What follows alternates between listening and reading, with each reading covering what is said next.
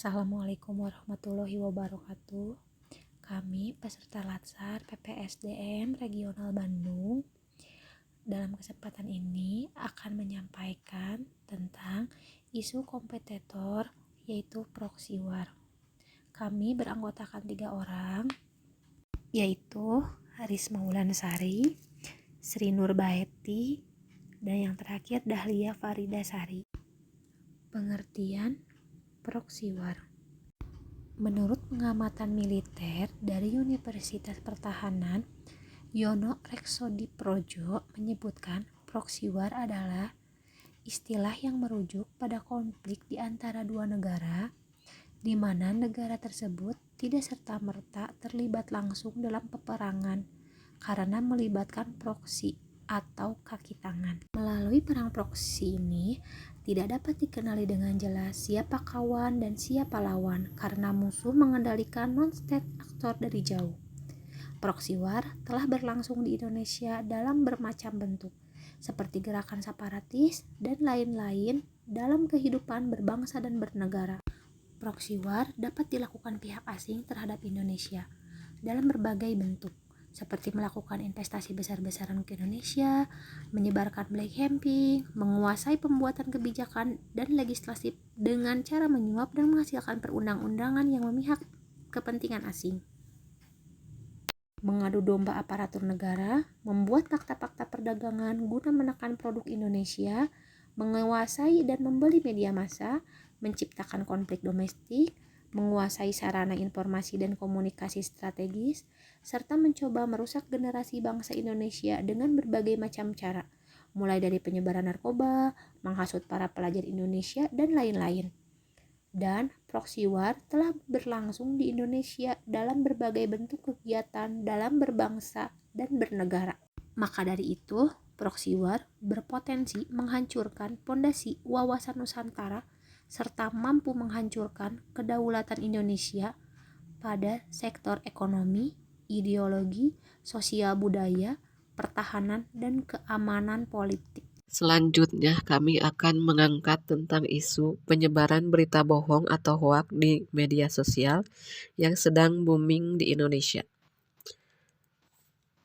Dengan menggunakan pra-analisis isu pentahelik.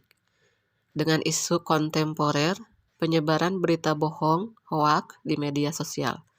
Dilihat dari government, kurangnya perhatian khusus dari pemerintah tentang peraturan mengenai berita bohong atau hoak. Dilihat dari akademi, kurangnya pengetahuan masyarakat tentang penangkalan berita bohong atau hoaks. Dilihat dari segi bisnis, adanya persaingan tidak sehat antar pengusaha melalui berita bohong atau hoaks. Selanjutnya, dilihat dari community, kurangnya literasi masyarakat tanpa mencari tahu dulu kebenaran suatu berita. Adapun dari segi media, mudah tersebar dan mudah diakses tanpa adanya filter di media sosial. Setelah itu, kami menganalisis pemecahan isu dengan menggunakan metode USG. Dengan isu kontemporer penyebaran berita bohong atau hoak di media sosial dengan prioritas 15. Di mana di sini untuk hasil urgensi 5 dan untuk hasil seriousness 5 dan untuk grow diberi nilai 5. Di mana angka 5 ini dengan kriteria sangat mendesak, gawat, dan berdampak. Di sini saya akan menjelaskan fishbone diagram analisis isu tentang penyebaran berita bohong atau hoax di media sosial. Penyebaran berita bohong atau hoax ini memiliki beberapa indikator. Yang pertama ada sistem. Sistemnya adalah kemudahan akses sosial media. Yang kedua adalah supplier, yaitu media online. Apa media online? Adalah sarana untuk berkomunikasi secara online melalui website dan aplikasi yang hanya bisa diakses dengan internet. Kemudian ada material.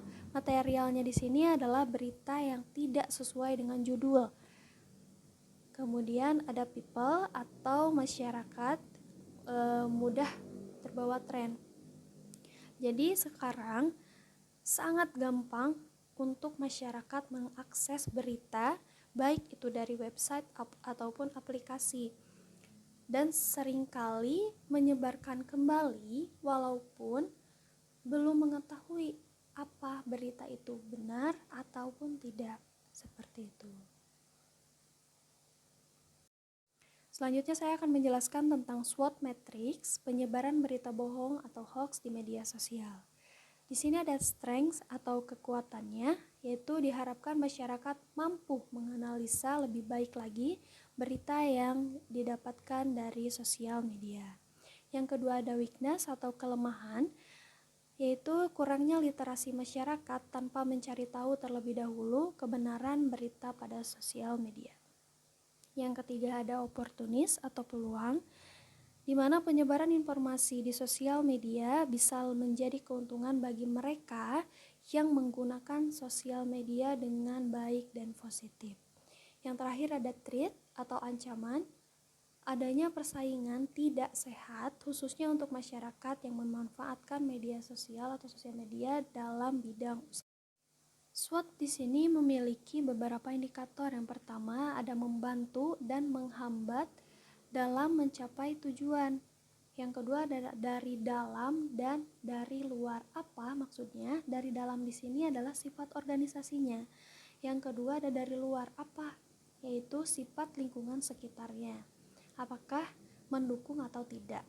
Di sini yang termasuk ke dalam membantu dalam mencapai tujuan adalah strength atau kekuatan dan juga opportunities atau peluang.